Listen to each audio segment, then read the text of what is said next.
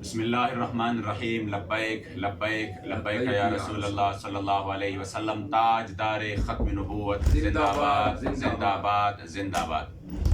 الحمدللہ اللہ و رسول کی کرم سے، حضور قبلہ امیر المجاہدین کے فیضان سے پاکستان کی تاریخ میں پہلی مرتبہ ہوا ہے کہ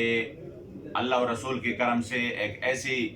قرارداد جس میں فرانس کی سفیر کی ملک بدری کی بات ہو اور پھر اس پر الحمدللہ جو بحث ہوئی ہے، میں سمجھتا ہوں کہ یہ اللہ کریم جل جلالہ نے تحریک لبیک یا رسول اللہ کی صورت میں اس قوم کو وہ عظیم تحفہ دیا ہے کہ انہوں نے جو سٹیپ اور جو قدم لیا ہے اپنے کریم آقا کی عزت و ناموس کی حفاظت کی خاطر، یہ اور جو قربانیاں دی ہے، بے شک اس کی کوئی مثال نہیں ملتی۔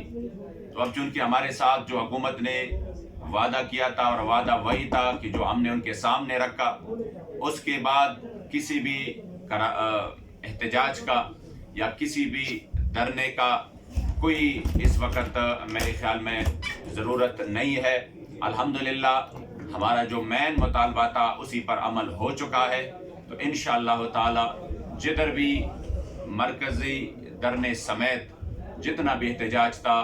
اس کو ختم کر دیا گیا ہے، اور انشاءاللہ تعالی باقی جو معاملات ہے اس میں بھی مثبت پیش رفت ہو رہی ہے۔ تو میں پورے قوم سے یہ گزارش کر رہا ہوں کہ آپ لوگ پرامن رہے، اور الحمدللہ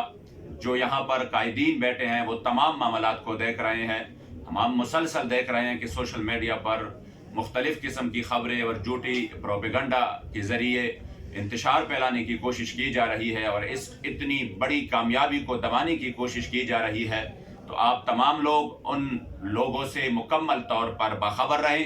جو بھی کال ہو، جو بھی خبر ہو، وہ انشاءاللہ تعالی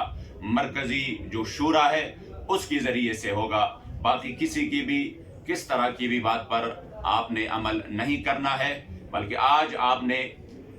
2 رکعت نفل شکرانے کے پڑھنے ہیں، اور اللہ و رسول کے سامنے گڑ گڑا کر دعائیں کرنی ہے کہ جنہوں نے اپنا خون پیش کیا، الحمدللہ ان کی برکت سے اللہ کریم جل جلالہ نے تحریک کو اتنی بڑی کامیابی دی کہ پوری دنیا میں آج